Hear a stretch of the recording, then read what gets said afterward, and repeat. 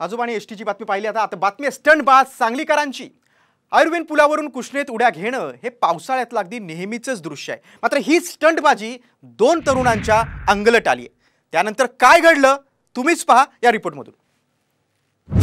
आयुर्वेद पुलावरून स्टंटबाजी.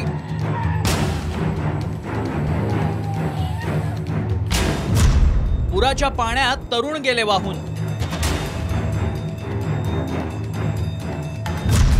तरुणांनो, दस्तधाडस करू नका.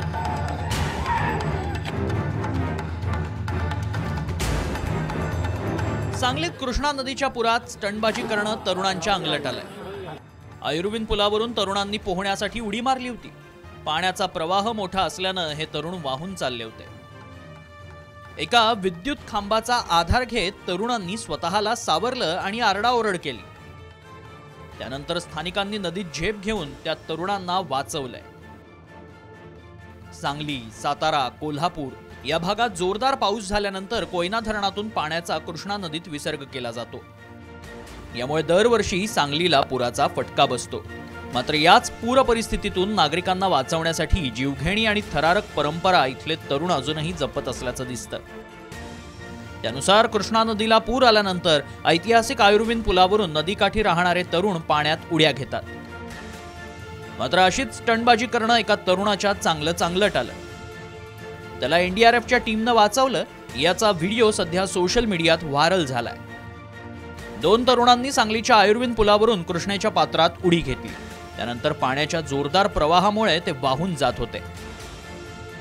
मात्र नदीतील एका खांबाचा त्यांनी आधार घेतला. त्यानंतर नदीकाठच्या नागरिकांनी नदीच्या पाण्यात उड्या घेत त्यांचा जीव वाचवलाय. उडी मारलेल्या तरुणाला पोहताना बराच दम लागल्यानं त्याची अक्षरशः दमछाक झाली. दोन पोरं पुलावरून उड्या मारले होते. ते डांबाल धरून अडकून बसले होते.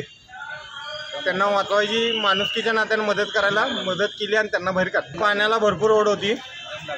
दम लागलेला त्याला. तो कुठनं उडी मारले? त्यांनी पुलावरून मारले आणि इथून साईडनं जाऊ. दरवर्षी कृष्णा नदीला पूर आल्यानंतर आयुर्वेद पुलावरून स्टंटबाजी करणाऱ्या तरुणांचे व्हिडिओ समोर येतात. दरवर्षी हेच चित्र पाहायला मिळतं. ना प्रशासन याकडे लक्ष देतं, ना ग्रामस्थ तरुणांना स्टंटबाजी करण्यापासून थांबवतात. त्यामुळे नको त्या परंपरा जपणारे सांगलीकर तरुणांचा जीव गेल्यावरच सुधारणार का, असा सवाल उपस्थित होतो. ब्युरो रिपोर्ट, साम टीव्ही. इकडे सांगलीत कृष्णा नदीतून एका तरुणाला वाचवलं, तर तिकडे अलिबागच्या समुद्रात खलाशांना वाचवण्यात आलंय. जहाजावरील 14 खलाशांची अगदी सुखरूपपणे सुटका झालेली आहे.